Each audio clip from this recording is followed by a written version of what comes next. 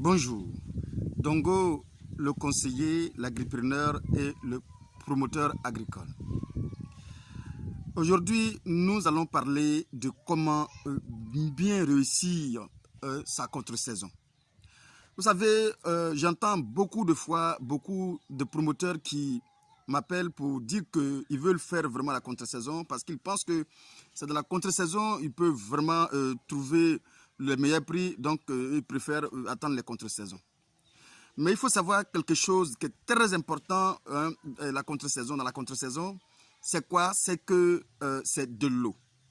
D'abord l'eau. Vous savez, les plantes que vous voyez réussissent, à dire que à 60% en ce qui concerne de l'eau. C'est-à-dire que il faut comprendre que l'eau participe à 60% du succès de la culture.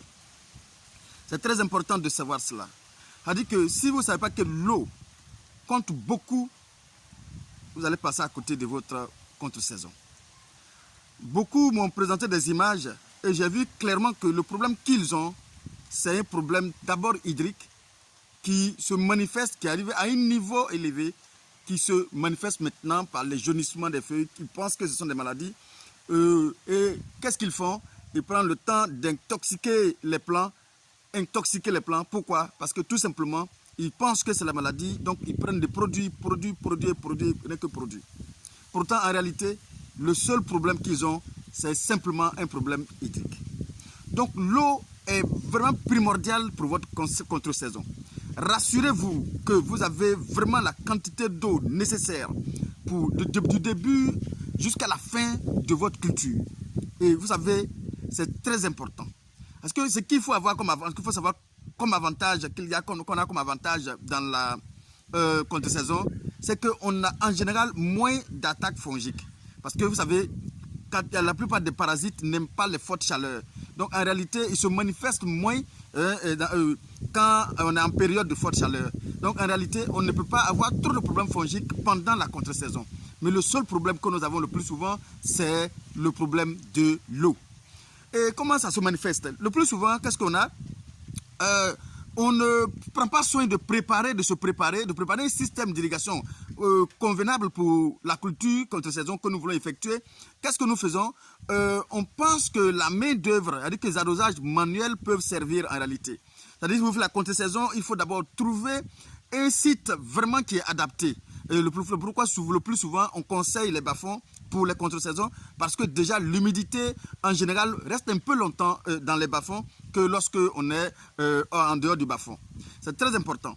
Donc pendant la contre-saison, qu'est-ce que vous allez constater? Le plus souvent, les ouvriers, si vous faites de grandes superficies, les ouvriers n'étant pas à mesure de bien arroser ou bien d'arroser l'ensemble de la plantation, ils vont donner des gouttelettes de l'eau.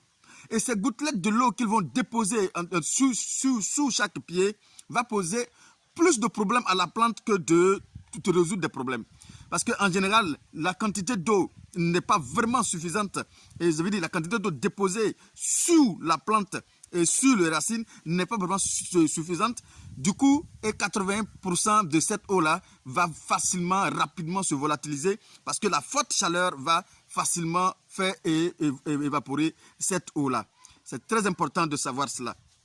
Parce que j'ai visité beaucoup de plantations dans les contre-saisons où les gars m'ont fait un diagnostic de problèmes dans les plantations, mais qui souvent n'est pas le cas. Pourquoi? Parce que lorsque j'ai vu les ouvriers en train d'arroser la parcelle, et ils mettent que des gouttes d'eau. Pour eux, l'essentiel c'est de permettre à ce que chaque plant puisse avoir de l'eau, un peu d'eau, juste un peu d'eau pour eux. Non, c'est plus mauvais. C'est plus mauvais de donner une gouttelette d'eau à la plante que de laisser la plante comme ça se manifester ou bien dégager une sorte de résistance pendant la saison sèche. Si elle a pu survivre, après elle peut prendre le relais.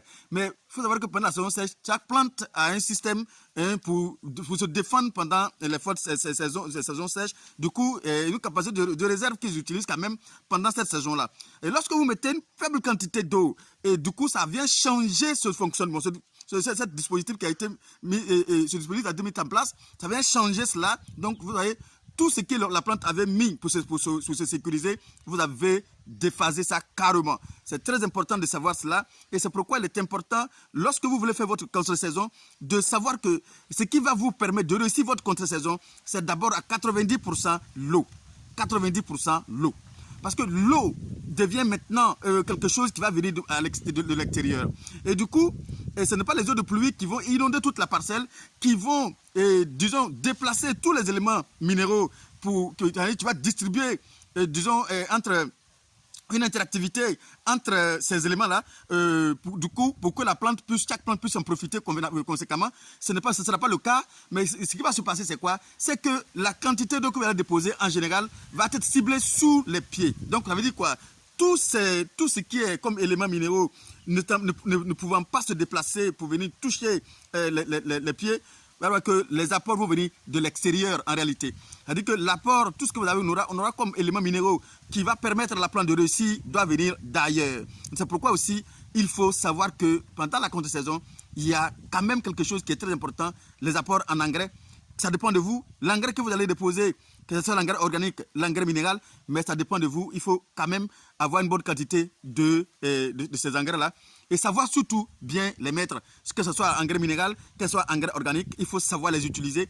Si vous ne savez les utiliser, ça va encore poser plus de problèmes que de résoudre des problèmes en fait. C'est très important. Voilà.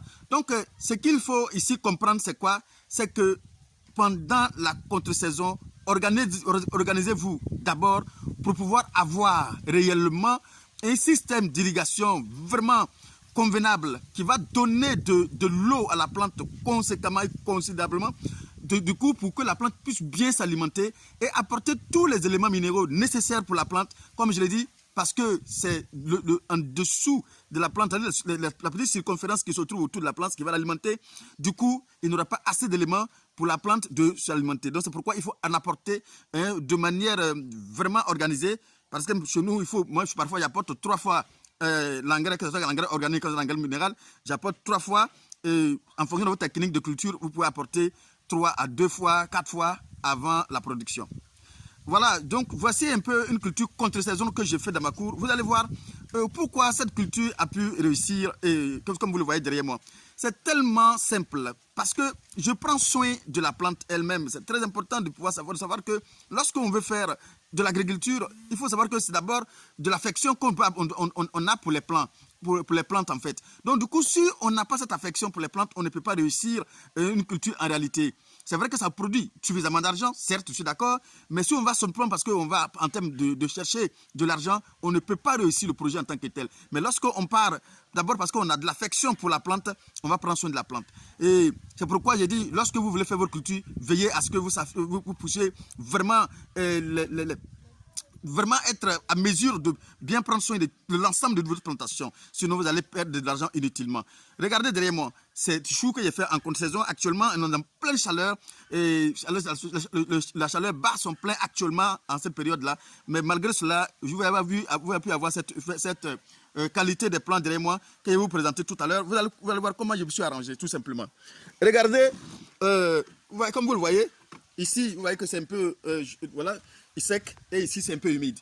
Donc du coup je m'arrange pour que mes plants puissent avoir la quantité d'eau nécessaire comme il se doit, parce que tout simplement comme je l'ai dit, si je n'arrose pas convenablement, je ne peux pas avoir cette allure de plant que vous voyez ici. Et de temps en temps, je dois rentrer dans la plantation pour essayer de dégager tout ce qui n'est pas bon. C'est-à-dire qu'il faut quand même prendre soin de l'ensemble de votre culture quand vous voulez vous lancer réellement. Voici, donc j'ai apporté de l'eau comme il se doit à la plantation. Et vous allez voir que ici, il y a quand même, vous voyez tout ce que vous voyez.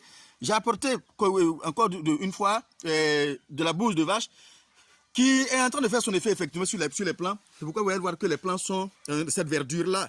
Voyez-vous, c'est pour dire quoi? C'est pour dire tout simplement que si vous voulez réussir réellement votre culture, il faut savoir que c'est quand même un suivi particulier qu'il faut vraiment respecter. Voilà, et de manière considérable, il faut vraiment suivre les plans, s'en occuper. C'est la bouche de vache que vous voyez là. Voilà. Donc, si j'ai pu avoir ces images que vous voyez actuellement, c'est parce que effectivement, j'ai décidé tout simplement de prendre soin de ces plans-là comme il se doit et de veiller à cela. Voyez-vous, je vais vous montrer même les pieds de gombo qui ont déjà commencé à donner. Voilà, et que même, pourtant ma femme a oublié. Voilà, en principe, elle devait les récolter. Elle a déjà commencé à récolter. Voyez-vous? Voilà. Donc, du coup, il laisse ça se gâter.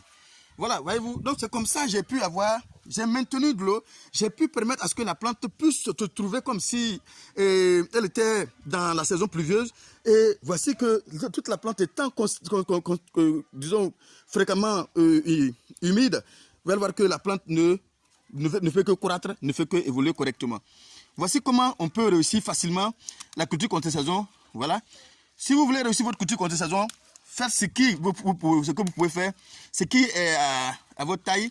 Voilà, ne pas faire les grandes plantations parce que ça demande beaucoup d'investissement quand même, la contre-saison. Voilà, c'est très important de savoir cela. Voilà, voici ma petite expérience que je voulais vous partager sur comment je peux m'arranger pour pouvoir réussir à chaque fois la culture. Comme vous le voyez, c'est parce que je prends soin de mes plants.